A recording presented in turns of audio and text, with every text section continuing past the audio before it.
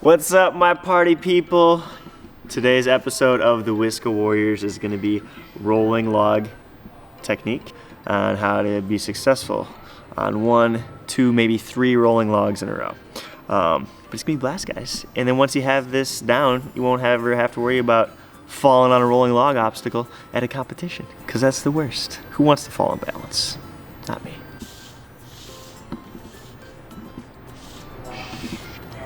Pioneers used to ride these babies for miles back in the day.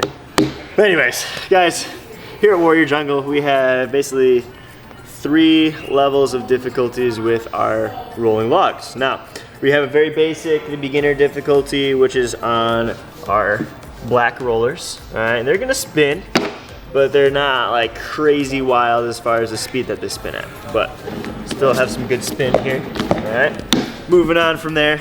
We have our green rollers, and these spin pretty good. They're a little bit wider set than the other ones.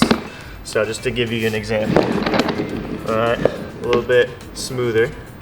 And then our most difficult roller is gonna be the skateboard wheels. Now, this is from my childhood skateboard, a few of them, and they spin really good, all right? Bearings on these things are awesome.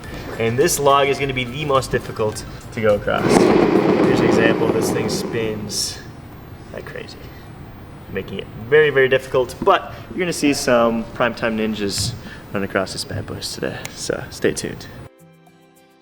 So, the technique we're gonna focus on today is the crossover technique. Now, you'll start on your platform, wherever you're gonna start. You'll have your dominant leg forward, following leg back. Are you gonna start with your front leg on the log, or are you gonna cross over first? You're gonna cross over, so you're gonna bring your back leg forward to start on the log. You're not gonna bring this leg forward, that wouldn't make any sense. You're coming right here.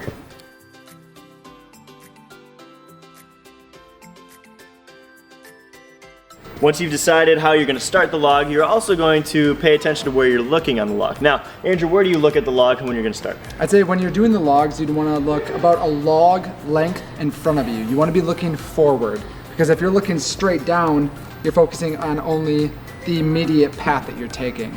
You wanna look more in front of you. So now that you've got yourself set up at the beginning of the log, you're gonna go into it. So, your first step is a crossover. Now, as you're moving through the log, and starting, you wanna make sure that your chest is leaning forward just a little bit. A wise person once told me that running is basically falling over and you trying to keep up with yourself. Now that's the same concept here on the log. You want your chest to be moving forward and you want your legs to be keeping up with you. Now that way, when you are running on the log, you're gonna be pushing backwards on the log. And when you're doing that, the log doesn't move, right? Correct. It's gonna stay in the same spot. Now if you're upright, or even leaning back, the log is gonna start spinning at that point, and your feet are just gonna get out of control. So you wanna make sure you have a handle on your chest position. Now the other thing you wanna be focusing on is your foot position. Andrew, how do we wanna strike the log with our feet? You wanna strike it level-footed. Your foot twists a little bit, the log is gonna spin with your foot. And then you'll end up in the water, on the ground, your pride hurt. All right. Along with keeping a level foot placement, you want to make sure that the log is directly underneath the middle of your foot. So as long as it's in the middle of your foot, you should be okay with the crossover. So a really good way to practice the crossover technique before bringing it to the log is to find a line on the ground. And that way you can really hone in on your foot placement and how you're striking that center line. So Andrew and I are going to tackle this right now.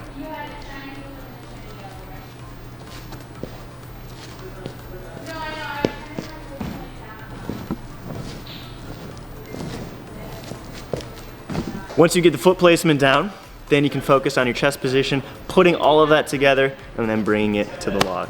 For some people, even the duck walk technique works, and I can kind of show that real quick. You're gonna be having your feet facing the outside, so you're gonna be duck walking. Now, it's important to remember with the duck walk is the same thing that we focus on with our feet on the crossovers. You wanna make sure you're striking the log with the center of your foot and keeping a flat foot as well. Now, the other technique you can do is a lot slower, but it's the balance beam technique. And that's with a straight forward foot. And the only time we want to use a straight forward foot on the log is when we're moving very slowly across it. Because you try running across the log with straight forward feet and you are going to spin the log and you're going to be on the ground. We try to avoid the shuffling technique or what I just mentioned, running across the log with straight forward feet. They're not very consistent. They're really not smooth, and if you want to get into a flow on a course, you want to be able to generally keep moving and keep that fluidity. Duck walk, especially the crossover method, is going to get you from point A to point B more effectively.